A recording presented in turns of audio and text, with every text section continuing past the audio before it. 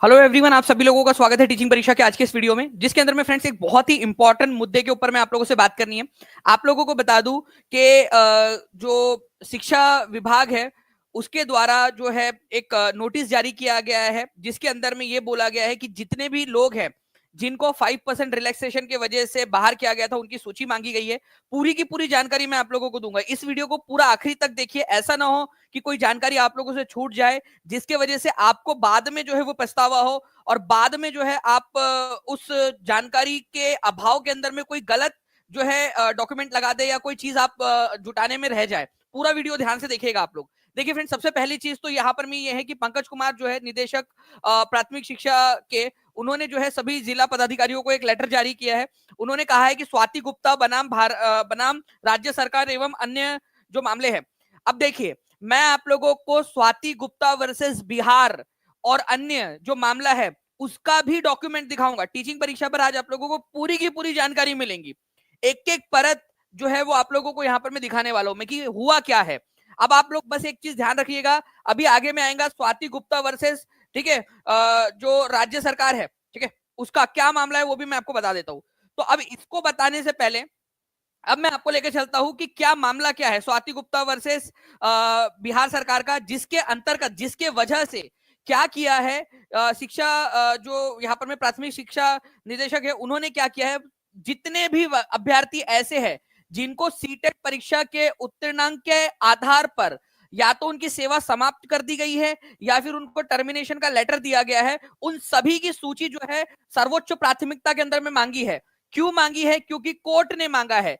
Court ने जो है यहाँ पर में मेमो नंबर 1341, ठीक है, 1341, और मैं आपको यहाँ पर मैं बता दूं कि टीचिंग परीक्षा आज आपको मेमो नंबर 1341 फिर से दिखाएगा। ठीक है, मैं आपको फिर से क्यों कह रहा हूं, क्योंकि आप लोगों के लिए यहाँ पर मैं देखिए, इसीलिए आप लोगों से कहता हूं कि टीचिंग परीक्षा जो है आप लोगों को जब जानकारी देता है तो पूरी सटीक जानकारी देता है। आप लोग ये देखिए, ये मैंने आप लोगों के लिए कवर किया था 2 लाख, ठीक है, 2,16,000 ऑलरेडी इसके ऊपर में व्यूज हो चुके हैं, 2,16,000। और आप देख सकते हो कि मेमो नंबर 1341 टीचिंग परीक्षा ने आपके लिए कवर किया था, क्योंकि ये इंपॉर्टेंट था। कोई भी फालतू न्यूज नहीं बनती है, जो काम की न्यूज है वो सारी की सारी टीचिंग परीक्षा पर मिलती है। तो ऑथेंटिक टीचिंग परीक्षा चैनल को सब्सक्राइब जरूर कर लीजिएगा आप लोग।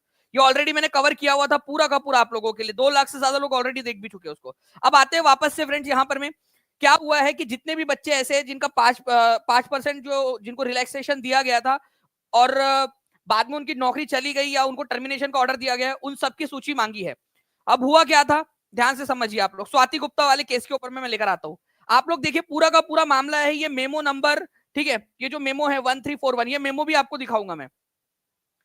यहां पर मैं स्वाति गुप्ता एक अभ्यर्थी है, ठीक है, और ऐसे कई सारे अभ्यर्थी जिन्होंने कोर्ट के अंदर में केस किया हुआ है कि जो नोटिफिकेशन आया था उसके अंदर में कहीं पे भी ये नहीं कहा गया था कि जो अभ्यर्थी है, ठीक है, जिनको 5% का रिलैक्सेशन मिल रहा है वो बिहार के बाहर के नहीं हो सकते या बिहार के ही होने चाहिए। अब आप लोगों की क्या राय है, ठीक है, आप लोग बताइएगा, ठीक है, आप लोग क्या है, आप लोगों की राय क्या है, क्योंकि मैं किसी के भी पक्ष में या किसी के भी जो है विपक्ष में नहीं बोल रहा हूं, आपको केवल और केवल न्यूज दे रहा हूं ताकि आप लोगों का नुकसान ना हो जाए। ठीक है, आप लोग अपनी राय कमेंट के अंदर में दीजिएगा कि क्या इसका समाधान निकल सकता है। ठीक है, तो मेमो नंबर 1341 जो 15/5/2024 को जारी हुआ था, हमने इसको कवर भी किया हुआ है, मैं आज फिर से आपको दिखा दूंगा, जिसमें सारे के सारे डिस्ट्रिक्ट ऑफिसर्स को यह बताया गया था कि आप लोग जितने भी लोग जिनको 55% या 5% का रिलैक्सेशन देकर नौकरी दी गई है उन सभी को टर्मिनेट किया जाए। ठीक है, क्योंकि वो 5% का रिलैक्सेशन केवल बिहार के अभ्यर्थियों के लिए था।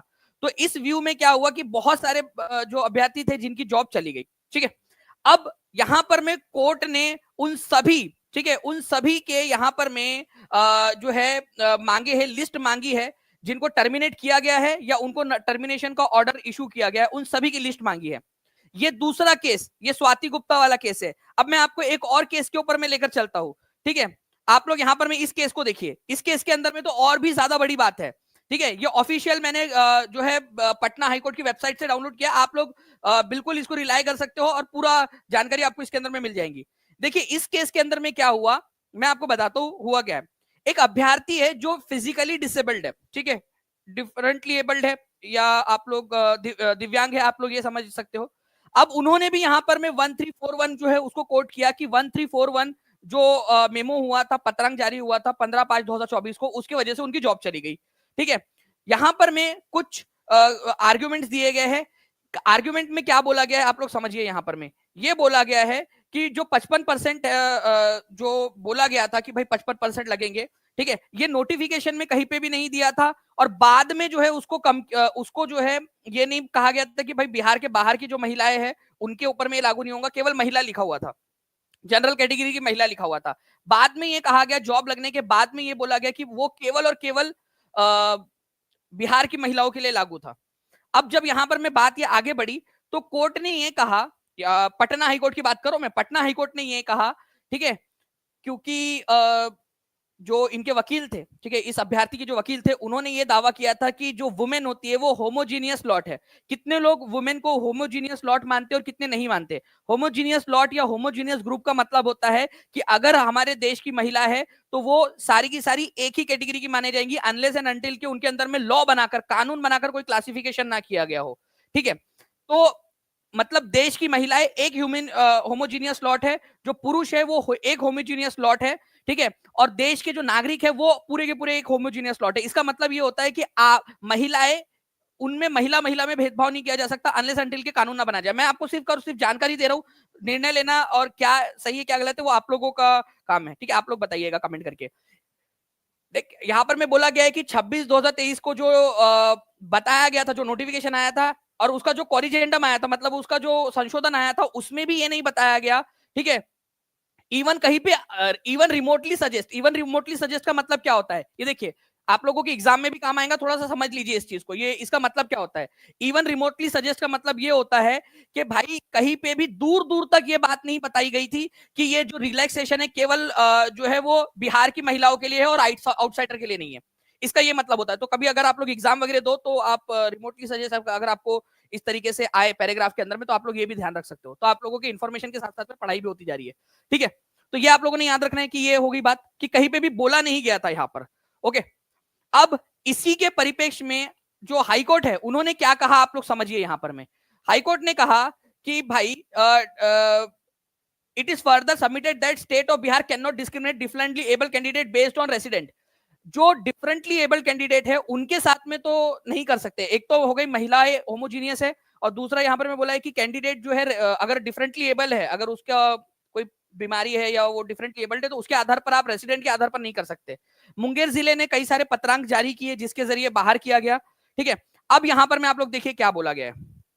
ठीक है, आप लोगों को बताता हूं कि इस कोर्ट के अंदर में वैसे बहुत सारी बातें हुई है कि देखिए यहां पर मैंने बताया आप लोगों को कि सीनियर जो उनके जो काउंसिल थे, उनके जो वकील थे, ठीक है, पेटिशनर के, उन्होंने कहा कि वुमेन जो है वो होमोजीनियस लॉट है।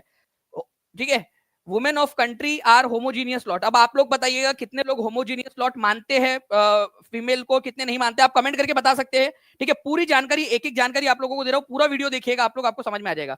और आप लोगों के लिए मेमो नंबर जो है आप लोगों का 1341 भी आपको दिखाऊंगा इन दी मीन टाइम एनेक्चर। ठीक है, ये जो है आप लोगों का जो सप्लीमेंट्री एफिडेविट फाइल किया गया on the behalf of petitioners and the memo number 1341 dated 15/5/2024 issued by the respondent number 3, मतलब की शिक्षा विभाग। ठीक है, शॉल रिमेन, देखिए बहुत बड़ी बात है, शॉल रिमेन स्टेड, उसके ऊपर में स्टे लगा दिया गया है। और जो व्यक्ति जिसने ये केस किया था, जो पेटिशनर्स थे, उनको रीइंस्टेट कर दिया गया है बैक सर्विस के अंदर में विथ फुल सैलरी। अब ये अच्छा है बुरा है ये आप लोग बताइए। आप लोगों से मैं जानना चाहता हूं कितने लोगों का मानना है कि इस तरीके से बिहार के बाहर के लोगों को जॉब दी जानी चाहिए। ठीक है, कितने लोगों का मानना है कि नहीं, कहीं पे भी दी जानी चाहिए, कहीं पे भी हो सकता है देश है हमारा, या कितने लोग चाहते हैं कि डोमासाइल वाली बात है, ठीक है, उसको उठाना चाहते हैं। तो ये जो है चीज अभी तक की जो स्थिति थी, ये मैंने आपको पूरा का पूरा बता दिया कि जो मेमो था उसी को स्टे कर दिया गया है। अब मेमो आप लोग कितने लोग हैं जो मेमो देखना चाहते हैं? ठीक है, टीचिंग परीक्षा ने पूरी की पूरी रिसर्च करके, ठीक है, पूरी टीचिंग परीक्षा ने पूरी रिसर्च करके आपके लिए मेमो, एक्चुअली हम लोगों ने ऑलरेडी इसको कवर किया हुआ था। देखिए 8 महीने पहले हमने इसको कवर किया हुआ था, इसीलिए कह रहा हूं टीचिंग परीक्षा चैनल को सब्सक्राइब करके बेल आइकन दबा दीजिए। ठीक है, ये देखिए मेमो नंबर था 1341। आप लोगों के लिए जो काम की चीज होती है वो पूरी की पूरी आपके लिए कवर की जाती है। 2 लाख से ज्यादा व्यूज हो चुके हैं इस पे। अब मेमो नंबर आपको दिखाता हूं मैं यहां पर मैं। ठीक है, अब मेमो दिखाता हूं आपको। ठीक है, देखिए ये है फ्रेंड्स वो मेमो आपका जिसके बारे में मैं बात कर रहा था, 1341। एक्चुअली ये मेमो भी एक कोर्ट केस की वजह से आया था। कोर्ट केस क्या था, इब्तेशाम शाहीन जो थे उन्होंने केस किया था कि भाई उनका जो है 82 नंबर आया है, ठीक है, जो कि 55% से कम है, ठीक है।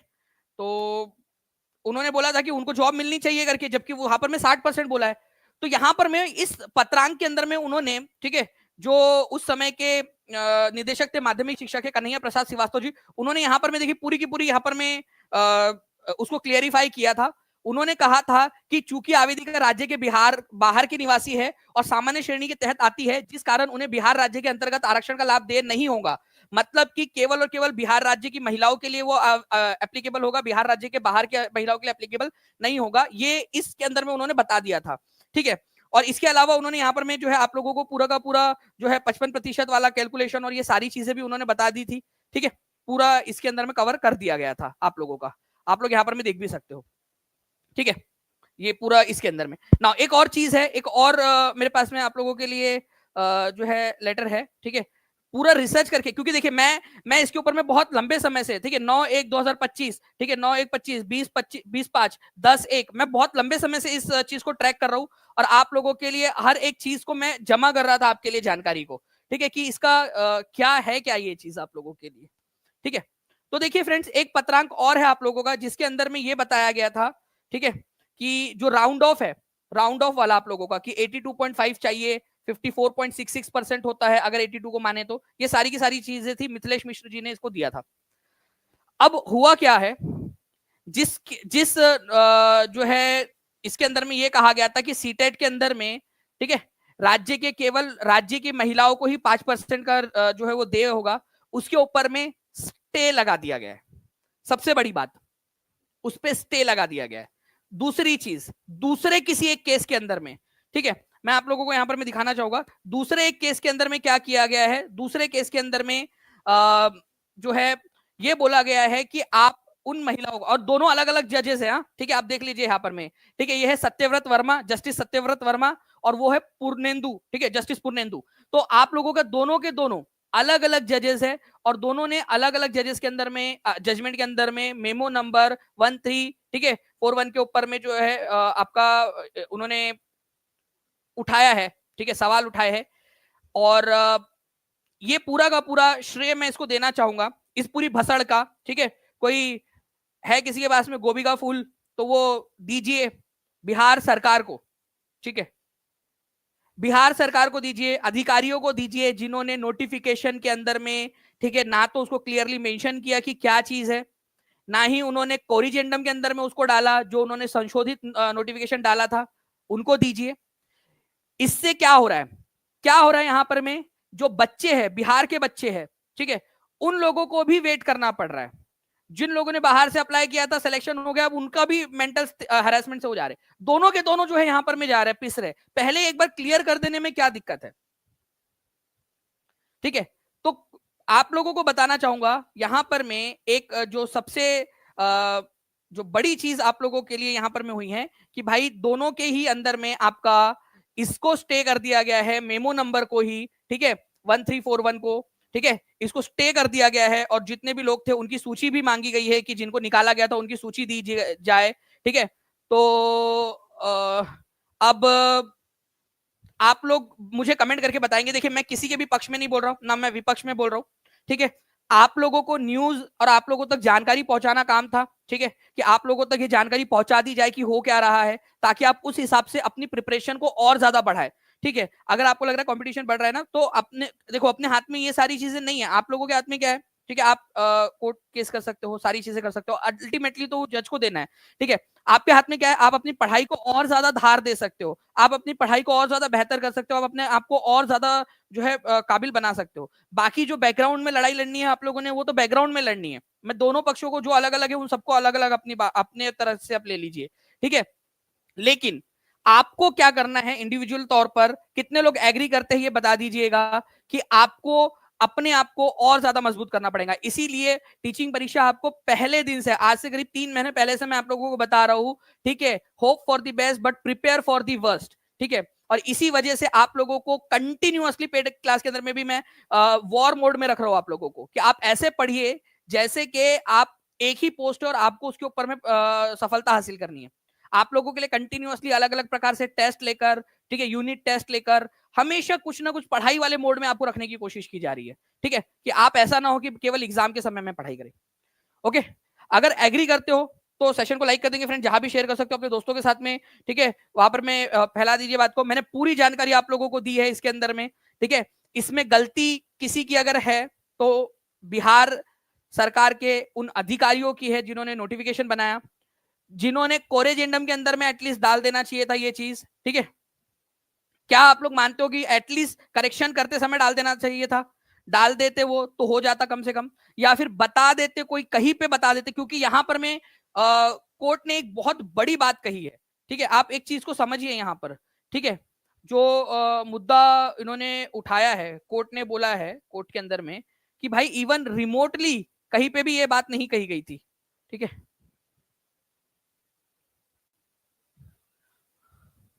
ठीक है, कहीं पे भी इवन रिमोटली मतलब कि कहीं दूर दूर तक ये बात नहीं कही गई उसके अंदर में। ठीक है, जबकि जबकि यहां पर में सरकार का काम था on the for the benefits of the residents of Bihar, for their जो है रेजिडेंट्स, क्योंकि सिटीजन तो आप इंडिया को, लेकिन रेजिडेंट तो आप हो ना बिहार के। आप बिहार के जो है रहवासी हो, आप लोगों के लिए आपके प्रति उनकी जिम्मेदारी बनती थी। उन्होंने वो सारी चीजें काम करनी चाहिए थी, अधिकारियों ने वो काम ठीक से नहीं किया, सरकार ने उसके ऊपर में ध्यान नहीं दिया। ठीक है, सरकार ने उसके ऊपर में ध्यान नहीं दिया। अब ये चीज मैं आपके ऊपर छोड़ रहा हूं, आप मुझे कमेंट करके बताइए, और प्लीज कारण भी बताइएगा कि आप लोगों का जिस भी पक्ष में आप बात कर रहे हो उसके ऊपर में आपका कारण क्या है। हर कोई बच्चा अपने अपना राय जरूर दे देगा कमेंट के अंदर में, ताकि समझ में आए। ठीक है, आप इंटेलेक्चुअली किस तरफ में आपका झुकाव है वो समझ में आ जाएगा। जो भी बातें आप लोग बता सकते हो। बाकी TRE 4 जो है फ्रेंड्स, मुझे लगता है कि ये एक बार मेमो वाला जो मुद्दा है, ठीक है, अब ये नया वाला आ गया है, तो जैसे ही ये सॉल्व होता है आप लोगों का, ठीक है, ये मुद्दा, उसके बाद में ही TRE 4 का नोटिफिकेशन वो लोग निकालेंगे। लेकिन जल्द से जल्द, जैसे 24 मार्च को इसकी डेट है, उससे पहले अगर मेमो के अंदर में कुछ बदलाव कर दिया जाता है या कुछ चीज हो जाती है और बीच का कोई रास्ता निकाल लिया जाता है, तो उससे पहले भी आ सकता है आपका नोटिफिकेशन। लेकिन आप लोगों ने अपनी पढ़ाई जारी रखनी है। ठीक है, क्योंकि इलेक्शन वाला साल है। अगर एक वैकेंसी भी आती है तो आप उसके लिए तैयार रहे, इतना अपने आप को तैयार करिए। और मैं आप लोगों से प्रॉमिस करता हूं कि आप लोगों के लिए जो पढ़ाई वाली जो चीज है उसके लिए तो हम आप लोगों को, ठीक है, उसके लिए तो आपके लिए पूरी हम मदद कर ही सकते हैं। आपके लिए जितना आपको पढ़ना है आपकी पढ़ाई के अंदर में, जैसे इंडियन नेशनल मूवमेंट का भी सेशन है आपका टीचिंग परीक्षा के यूट्यूब चैनल पर, उसको भी आप लोग देख लीजिएगा। सेशन को लाइक कर देंगे, चैनल को सब्सक्राइब कर दीजिए, ताकि आप लोगों को आगे की इन्फॉर्मेशन भी मिलती रहे। आप लोग अपनी राय जरूर बताइएगा कि आप लोगों के हिसाब से जो है क्या होना चाहिए इसके अंदर में। ठीक है, या आपके पास में कोई आइडिया हो सकता है कि कोई इंटेलेक्चुअली बहुत अच्छा एक आइडिया दे दे, ठीक है, अपने माइंड से। ठीक है, वो आइडिया आगे में जाकर इस जो पूरी भसड़ मची है उसको सॉल्व करने में मदद करे। तो आप लिखिए, आपका कमेंट के अंदर में लिखिए और अपना आइडियाज दीजिए इंटेलेक्चुअली एक पढ़े लिखे इंसान की तरह। ठीक है, चलिए